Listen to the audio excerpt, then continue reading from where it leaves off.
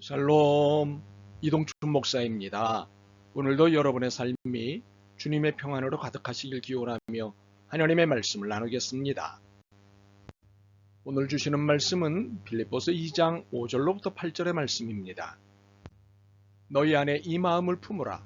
곧 그리스도 예수의 마음이니 그는 근본 하나님의 본체시나 하나님과 동등됨을 취할 것으로 여기지 아니하시고 오히려 자기를 비워 종의 형체를 가지사 사람들과 같이 되셨고 사람의 모양으로 나타나사 자기를 낮추시고 죽기까지 복종하셨으니 곧 십자가에 죽으심이라. 아멘. 빌립보서 2장 5절로부터 8절 말씀을 본문으로 겸손한 신앙이라는 제목으로 말씀을 나누도록 하겠습니다. 바울은 우리 안에 품어야 할 마음을 5절에서 설명합니다. 너희 안에 이 마음을 품으라. 곧 그리스도 예수의 마음이니. 사실 이것은 당연한 태도입니다. 그리스도를 따르는 그리스도인이라면 당연히 품어야 할 마음입니다. 신앙의 대상인 그리스도를 품고 그리스도의 마음을 갖는다는 것은 당연합니다. 그런데 이 당연하다는 사실에만 머물러서는 안 됩니다. 우리가 그리스도의 어떤 마음을 품어야 하느냐로 집중해야 합니다. 바울은 6절로부터 8절의 일을 상세히 기술하고 있습니다. 그는 근본 하나님의 본체시나 하나님과 동등됨을 취할 것으로 여기지 아니하시고 오히려 자기를 비워 종의 형체를 가지사 사람들과 같이 되셨고 사람의 모양으로 나타나사 자기를 낮추시고 죽기까지 복종하셨으니 곧 십자가에 죽으심이라.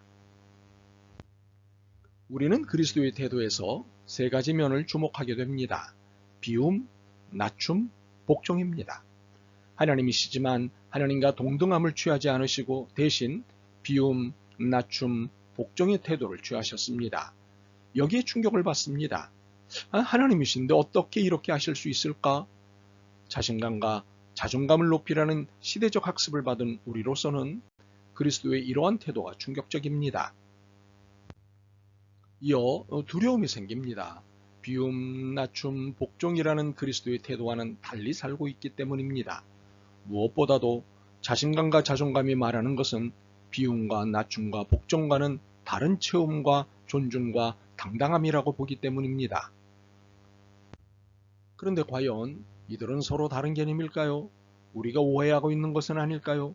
비움과 낮춤과 복종, 이 세 개념을 살펴보겠습니다.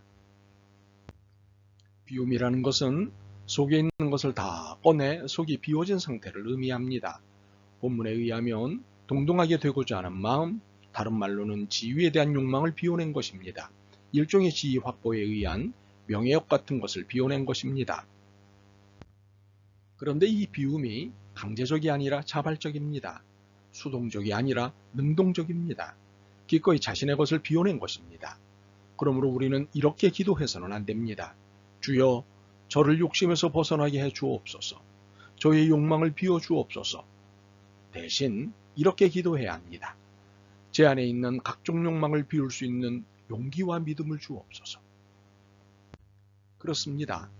자신 안에 있는 욕망들을 비워내는 것은 자신이 해야 할 일이지 주님께 맡길 일이 아닙니다. 안타깝게도 우리는 너무도 자주 이런 식으로 자신의 거룩한 책무로부터 도망칩니다. 그러나 욕망을 비워내는 것이 자발적, 능동적 자기 책임이니 더 이상 주님께 자신의 책임을 전가해서는 안 됩니다. 내 책임입니다.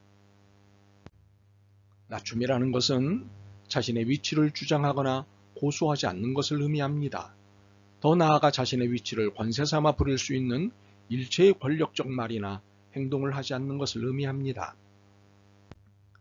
그리스도는 하나님이신데 기꺼이 사람의 자리로 자신을 낮추셨습니다. 더욱이 사람의 자리에서도 가장 낮은 자리에 머무르셨습니다. 태어나실 때도 말구유라는 가장 낮은 자리에서 태어나셨습니다. 일생을 머리 둘 곳 없이 가장 낮은 생활을 하셨습니다. 언제나 가장 낮고 천한 사람들 곁에 머무르셨습니다.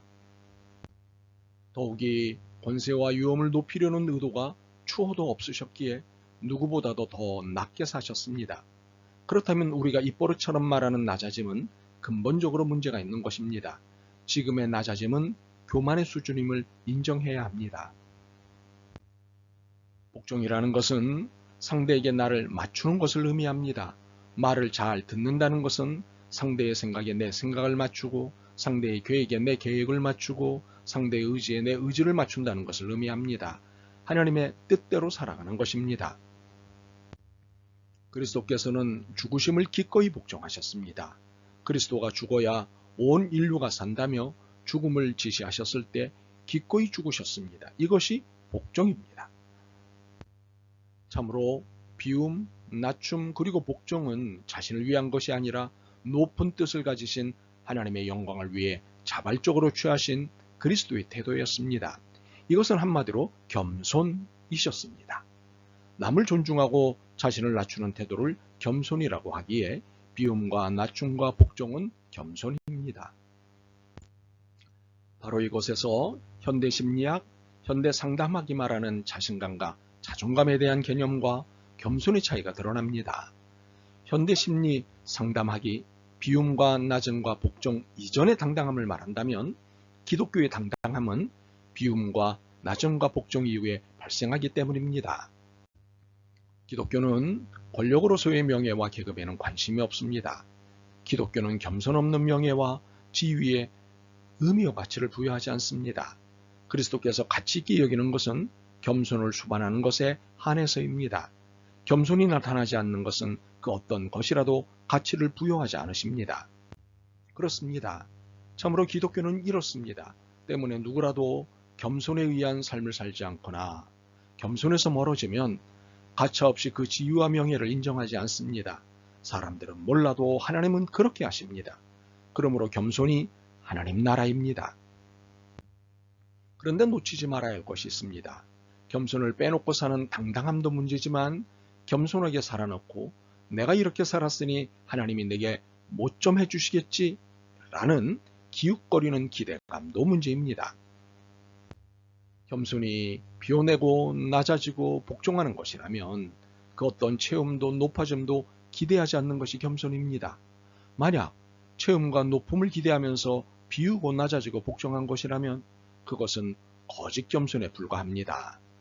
그리스도는 어떤 것도 기대하지 않으셨습니다. 그냥 죽으셨습니다. 그러자 하나님이 높이셨습니다. 그렇다면 당연히 우리도 예수님의 겸손 그 자체를 살아야 합니다. 이것이 겸손한 신앙입니다. 아멘. 주님, 제가 해야 할 일에는 집중하지 않고 하나님이 주신다는 것에만 집중했습니다. 이렇게 살았던 것을 회개합니다. 이제 제가 짊어지고 가야 할 삶의 태도에 집중하겠습니다. 겸손의 삶을 결심한 것을 도와주옵소서. 예수 그리스도의 이름으로 기도드립니다. 아멘. 오늘도 여러분의 믿음과 삶을 응원합니다. 사랑합니다.